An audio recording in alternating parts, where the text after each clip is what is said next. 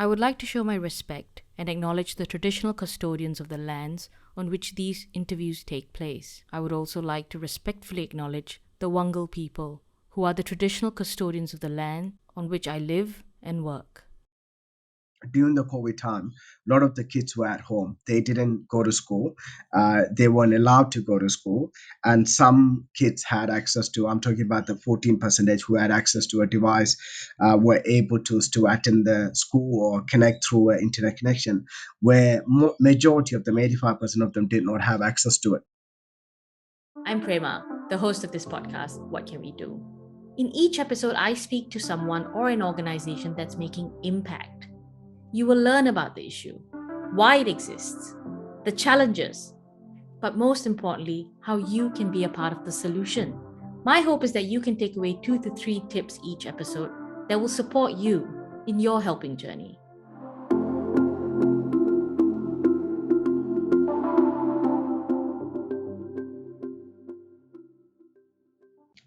Today, I have with me Sujan Selven, who is the founder of Upcycled Tech. Sujan, could you please introduce yourself? My name is Sujan Selven. I'm the founder of Upcycled Tech. Upcycled Tech, it's a not-for-profit organization.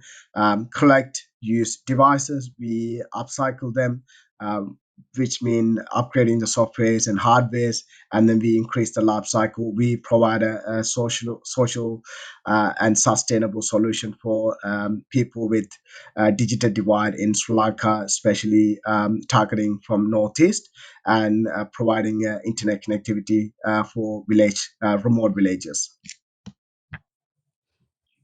Broadly, could you tell us what problem Upcycle Tech is trying to solve?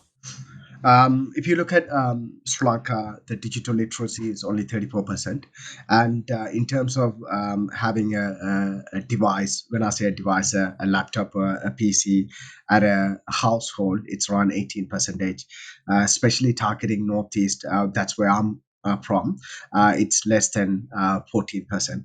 So my aim is to have access to a device and a connectivity where possible, and starting from a village level is that's what I am trying to solve that problem, having connectivity in a remote village, starting from remote village, but at the end of the day one should have access to a device and a connection so they can connect with the rest of the world.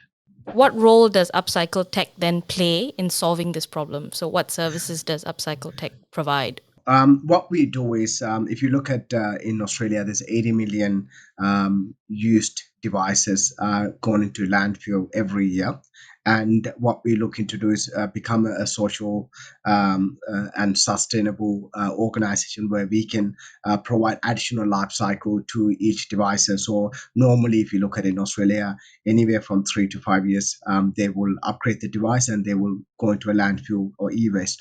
What we want to do is provide another 3 to 5 years life cycle into the devices by upgrading the softwares and hard drive. And if there's any minor issues, fix them up. And then we send it over to Sri Lanka where they do not have access to a device or connectivity. And then we provide them. How long has Upcycle Tech been running? We started in 2020. Before that, we were doing, in a small scale, without names, just randomly collecting devices where it's possible, and someone is just wanted to think. And when I was in Sri Lanka, I saw the gap. And I saw the need where people are missing out in education, especially.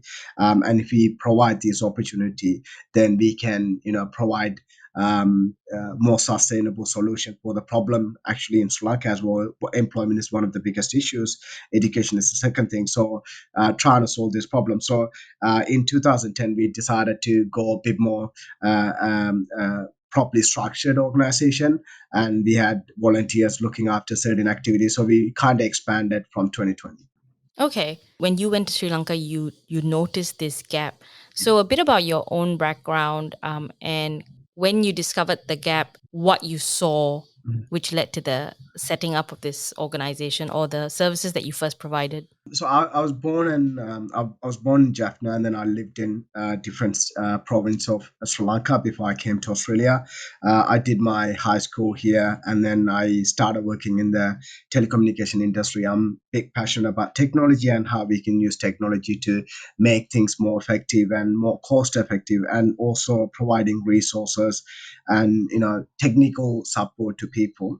And when I was there almost 1 year in Sri Lanka, I saw there's a massive gap. People without technology and without a connection. What I thought is just providing one connection and one a device will create so much opportunity. How it started is that during the COVID time, a lot of the kids were at home. They didn't go to school. They weren't allowed to go to school. And some kids had access to, I'm talking about the 14% who had access to a device, were able to attend the school or connect through an internet connection, where majority of them, 85% of them, did not have access to it. While I was there, I talked to a few of my friends who were teachers here and asked them if they can provide English class during the weekends. And then I set up a internet connection at a preschool which wasn't utilized at the time, and also we connected a computer which had a projector and a webcam and a speaker. What We had around 54 students who decided to come every Saturday and join the weekly English class. And then during the English class, we learned. A lot of them couldn't operate a computer, which is obviously a problem that addressed. Like I said, 34% percentage of the people only have digital literacy in Sri Lanka, and if you look at the northeast, it's even lower because of the war and other issues. A lot of them did not have access to it. Then we started providing basic computer classes. And then once we started doing the computer class, we realized that people were actually interested in learning about computers. So then we started doing specialized course focusing on IT related course, like for example, web design, graphic design, or coding, those kind of things. So it just identifying their skills and their wants, and then kind of connecting with them. But it's all started with just a computer class and an English class. That's where we started, and that's where we mainly focusing on it. But ultimately, we want to start creating other opportunities for throughout this infrastructure. So from that one time that you set up that system in a kindergarten Yeah. to today, how many devices have you provided and how many people have you helped? So we, at the moment, to make it more effective, we go on a village by village. So we cover a village, we pick a village, we pick up a common place, and we did it. So in this particular village, around 300 families there, and out of there, 50 kids come to this community center. Likewise, we have set up three other centers in a village level, similar capacity around 350 to 400 families.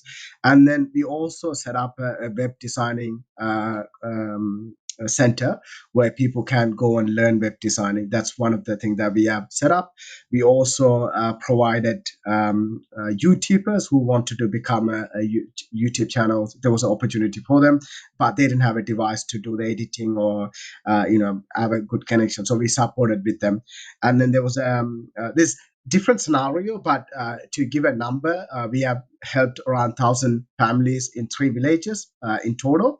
And then also we helped out few centers who focusing on different tasks, web designing course, YouTubers, and also we have few other programs that coming up in the future, focusing on digital marketing. That's another thing that we also focusing on. What has the response been like, and what have been some of the outcomes that you've observed from all of the work that you've done? We created employment opportunity. We have created interest in study, because one of the things that I learned, like when I left Sri Lanka, we were still writing on blackboard with chalk, and they're still doing that. And then a lot of the time the kids like falling asleep because they're used to devices and technology, using a smart board or using a project, and visual learning is more effective nowadays than just doing the old school. So what we learned is we also done Google Classroom. So trying to get teachers to utilize technology to send material or use Google Classroom to teach them, which mean like using PowerPoint and all sort of thing, which they don't use it at the moment. So what we learned is more interest in education, more interest in learning about technologies, and also we have generated jobs and on a freelancer base, and also on employment, creating employment opportunities, because there's people that started generating income because of using technology. They were able to export their product to into the outside Sri Lanka or into the diaspora market. So these are the outcome of this, and this is just the beginning, and I think there's so much other opportunity, and that's why we want to continue and expand into other villages. Just for my own understanding, I don't know if you have this information because you were saying about Sure. 14% of people are kind of left out, uh, caught up in this digital divide. What Mm. is that rate compared to other similar countries? So if you look at it in Australia, almost 98% of having a access to a connection in Australia, compared to Sri Lanka.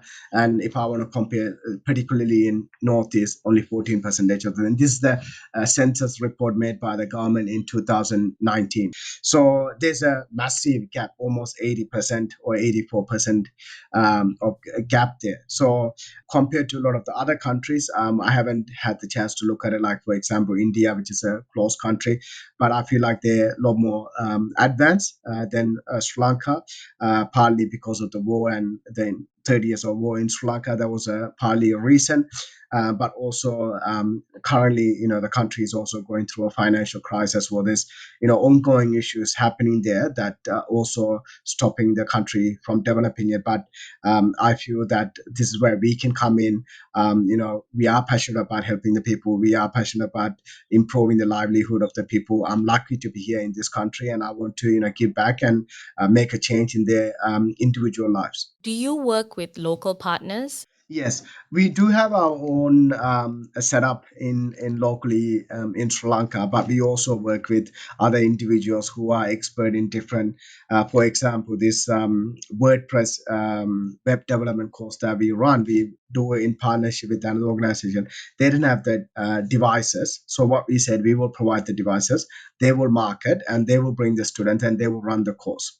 Similarly, we working with other individuals who's like a YouTubers, who are artists who didn't have a market in within Sri Lanka. Now we selling their artwork into the diaspora market, where they're starting to make almost 1 lakh Sri Lankan rupees, which is almost 1,000 Australian dollars per month. In general, they would have been making around 25 to 30,000 rupees in Sri Lanka, which 70% or massive improvement on their income as well. These are the things that we could do, but we do in partnership with local organization, but we also carry out our own work with our own staff as well. How does Upcycle Tech get funded? We rely on donation, heavily relying on donation, but we do have a lot of supporters who donate a lot of their devices, and then we also have a lot of well wishers who donate for shipping, upgrading the hard disk, and all the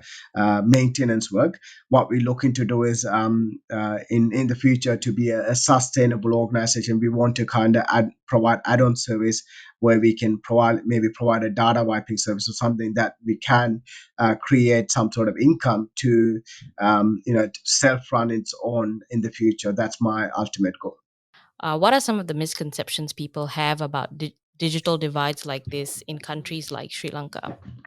I can give you a good example. For example, I think a lot of the people, because they did not have access to device, and typically internet user in Sri Lanka, they utilize it for YouTube, Facebook, and WhatsApp. That's how they using their devices, and they don't think there's opportunity.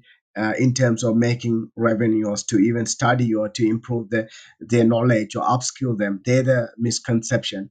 And then when I met this girl who was a really good artist, who I thought that she could sell her artwork, because I worked with another friend here in Sydney, who was an artist, and I know how it worked and stuff. So I said, like, I can help you set up this.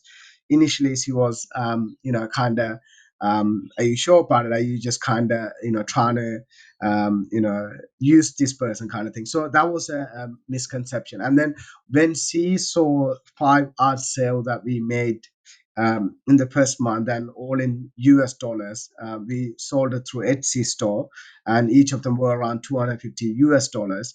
And when you convert them into a Sri Lankan rupee, that's more than a lakh. So, which is that's when people realize, when she realized anyway, that there was opportunity. And these are the things that I think it will be, we kind of have to create the awareness to make sure people understand. I know there's a misconception also that devices and connectivity can also lead people into a corrupted technology platform, or they get addicted to games and stuff. I think it's just like medicine. Like, if you use it in the right way and if you use it for the right reason, I think we can take advantage of them. What are some of the challenges in doing work like this, especially that you're based here in Australia and you are providing a very critical service in Sri Lanka? The biggest challenge I see is that we do not have a stable connection in the northeast or throughout Sri Lanka. So there's some part of the Sri Lanka have a good connectivity, some part of them do not have it, and also trying to get things moving in a speedy way. It's very difficult. Where here, like, we can just send an email and get things done the next day or the following day, and they will actually follow up. Where with us getting things done, it's like you have to kind of do a lot of push to make things moving. Also, they're very smart people, but to make it we have to make it more proactive for them to make things happening. And I think that's one of the challenges that I faced. And also dealing with some of the official, it's a bit difficult as well, like in terms of having that communication with them is also a difficult part. But I think so far we were able to manage it, and I had some good people supporting this program who saw the benefit, who saw the advantage of doing this thing. So I was lucky enough, but I think there's not everyone had a pleasure ride in the process. So, when you talk about things like lack of connectivity, having to deal with officials, Yeah. how have you kind of overcome all of those problems? I think the best way to deal with it is to make sure that the people within the community, within the society, that influential people that who see the benefit, who see the advantage of these things, and if you personally have a conversation, or if you don't know them, get to know them through someone that you already know, then that give us that platform or the trust or the confidence for them to have this conversation. Then they will more keen to support us. I think it's a difficult part is to getting them to understand it. But the way I dealt with this is to go through the people that in network with them, and then try and go through them is the easiest way that I was able to get things done. Yeah. How does someone hear about your service, or how does, in this case, like you said, you select a village to work Mm. with? Yeah. What is that process? How do you know there's this village that you need to help? Yeah, so the first village I identified myself, and then at that time I was running a YouTube channel, so I did a video about it and I posted it. Someone saw it and they contacted me and said there's another village. So then I went and had a conversation with the next village, and I told them about it. Then nowadays, what I do is there's a network of organization that work in the Northeast, and I regularly talk with them and connect with them. And whenever they there's a need of a technology, there's a need of connectivity, they come to us, Upcycled Tech, and then we then do the assessment to see what are the requirements for this particular village, and then we carry out the things. So nowadays we have a platform to connect to each other. But if anyone is, if there's a village that need this help, they can always contact us directly, or talk to one of our team, and then we can go and do the need assessment, and then we can work out a plan to have a connectivity and a device in a village level. Do you just provide the device? Do you also provide digital skills, literacy skills needed to operate these devices? Yes, 100%. One of the requirement we say is that we will give you a device, and nothing. We think if you don't have a fixed internet connection, there's not going to be any purpose of having a device, because without an internet connection, there's you're not going to take the full advantage of a device. So we one of the requirement we tell them that.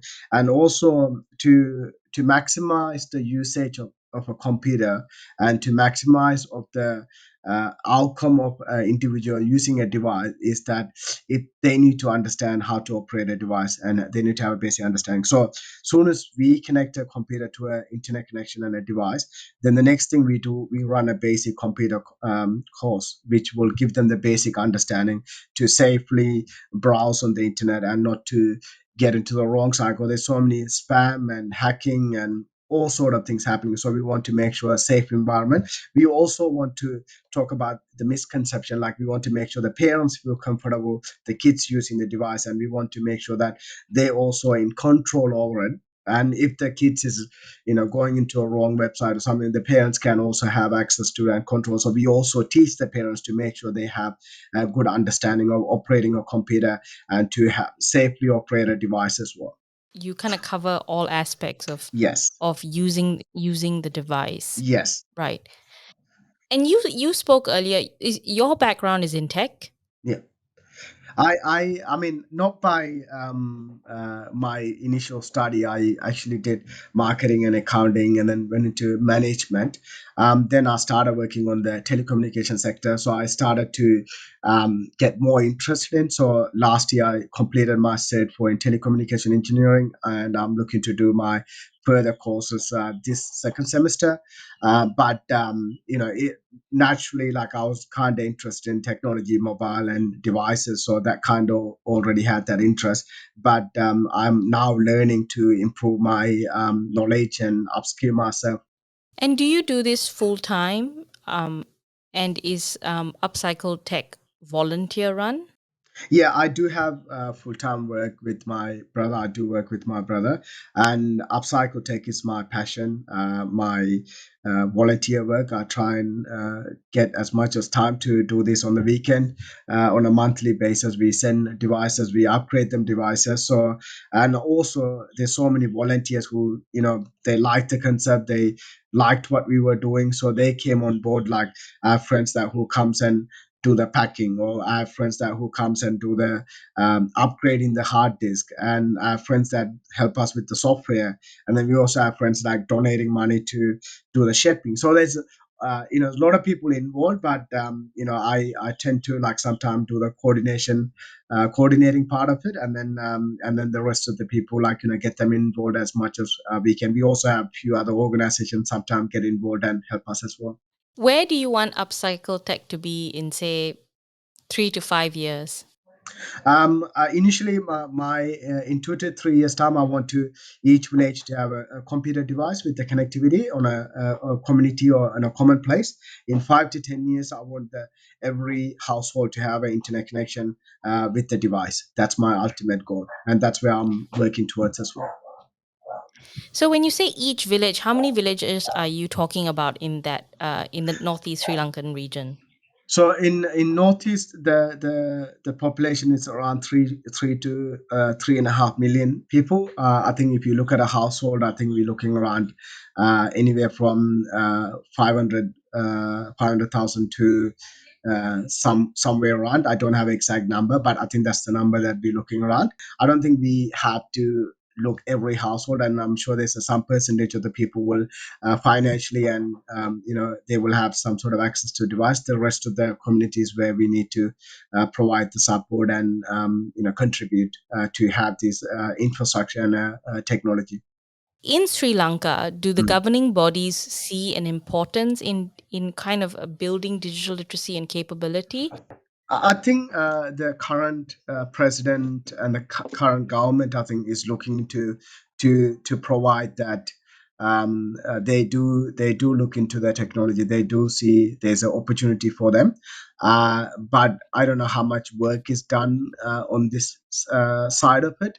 I also don't know how much work is done in the northeast part of it. But what since I started working on with Upcycled Tech in Northeast, I see there's so many other programs which I also participate to understand a better knowledge.